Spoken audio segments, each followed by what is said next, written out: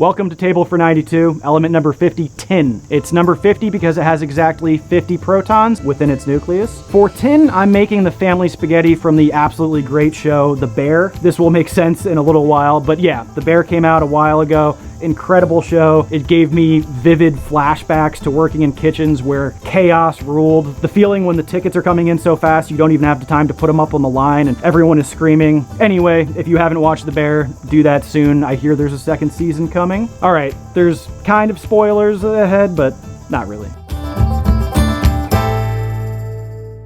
The first step is to get olive oil, 10 whole garlic cloves, chili flakes, and fresh basil into a pot. Steep everything in the oil at a low temperature until the basil is wilted and you really get the aroma of the garlic. So tin is one of those elements that are found in foods, but it really depends on the areas like the foods are grown in. If the soil is high in tin, the foods grown in it will also be high in tin. It's really the canned foods that are going to be the highest in tin, especially canned foods that have high acid content like tomatoes, pineapples, or pears. Most fruits and vegetables and dairy and poultry grown out in the wild aren't gonna have that much tin in it, like 1 or 2 parts per million. Pasta's even smaller concentration, like 0.003 parts per million. But foods stored in tin cans without a lacquer to protect them from direct exposure can be up to 100 parts per million. Yeah, 100 times more than fresh foods. But yeah, nowadays most tin cans are lacquered. Still though, even lacquered canned foods will have something like 25 parts per million. But it seems like tin poisoning isn't a huge concern because the inorganic tin used in tin cans quickly leaves the body. But human tests have been done on tin poisoning, and the test subjects did report stomach issues, but they were given foods of like 700 parts per million. So, I really don't think it's that big of a concern. But it is important to know this kind of stuff, considering that we as humans make something like 80 billion tin cans a year. Tin doesn't corrode as easily, unlike copper or iron, so canned foods were made out of tin back in the day because, you don't want flakes of rust swimming around in your San Marzanos, right? Nowadays, cans are made from stainless steel with a thin tin lining on the inside. And again, most have that lacquer so the tin isn't directly exposed to whatever foods are in there.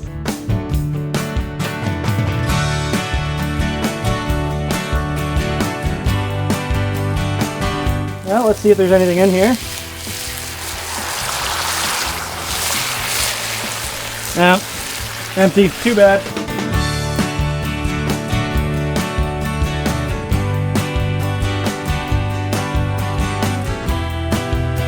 For me, I'm an archaeologist by training, and the second I hear about tin, I think Bronze Age. Huge technological step forward. It was really the first time in human history that using tools made of metal actually made sense. So, archaeologists back in the 1800s started noticing distinct layers with different artifacts in them as they were digging. The oldest, lowest layers would have stone tools from the Stone Age, then copper from the Copper Age, then bronze, then iron. It doesn't exactly work like that with every culture in the world, but it's still kind of the framework we work with going through these different ages. But copper isn't that great of a metal by itself. It's super soft, but you add just a little bit of tin to copper and you got bronze. And that's a lot harder. To make bronze, it's 9 part copper, 1 part tin. That's where the name tin comes from, because it's 10%. That's not true, but it sounded plausible though, yeah?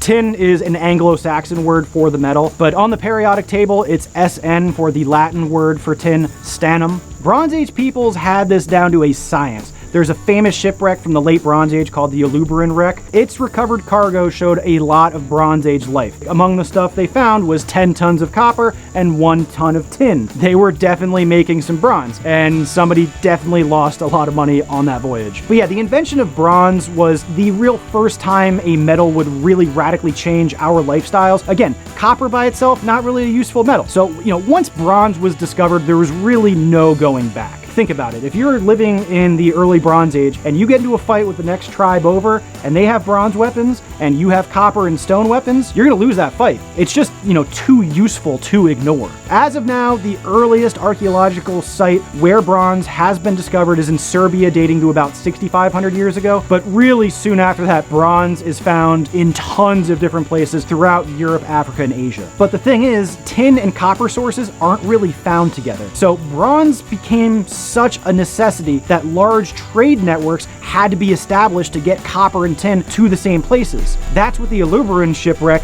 really highlighted. That trading network that kind of organically grew out of the need for copper and tin, but really more tin than anything else. Copper is a pretty abundant element on Earth. It's the 26th most abundant element in Earth's crust. Tin, on the other hand, is the 51st most abundant element. So yeah, there are huge swaths of the Bronze Age world where tin was not found naturally and had to be transported to. It does have to be said though, you can also make bronze with copper and arsenic instead of tin, but it's not really safe. Arsenic, of course, is a poison and it has a much higher melting temperature than tin. Arsenic melts at like 1500 degrees Fahrenheit, while tin melts at only 450 degrees. So for ancient metallurgists, tin would have been much easier to work with. You know, again, arsenic's pretty much a poison too, so there's that. Tin was the major driver for the advancement of technology in the ancient world. There's a great book I can't recommend enough. It's called 1177 BC, The Year Civilization Collapsed by Eric Klein, going over what led to the collapse of the Mediterranean Bronze Age. It's just a really great story with a lot of modern comparisons, which some are actually a little scary. But Klein explains tin as being the modern equivalent of oil in the late Bronze Age. And I'd never really heard that before, but it's an absolutely great analogy. It's the one thing everybody needed. It's found in only a handful of places. People constantly fight over rights to it, and it's used in everything. And if we were to be cut off from it, everything would fall apart pretty quickly.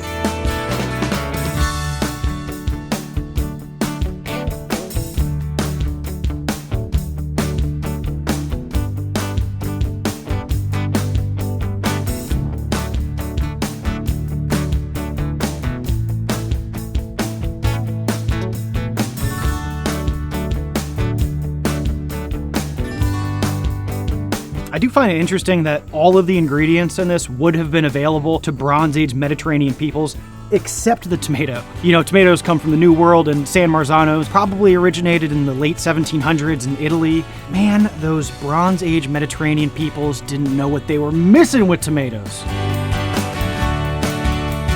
So that's tin, invaluable for canned foods, the secret ingredient for bronze, and really one of the most important metals in the history of our species. That's very good. Thank you. See you next time.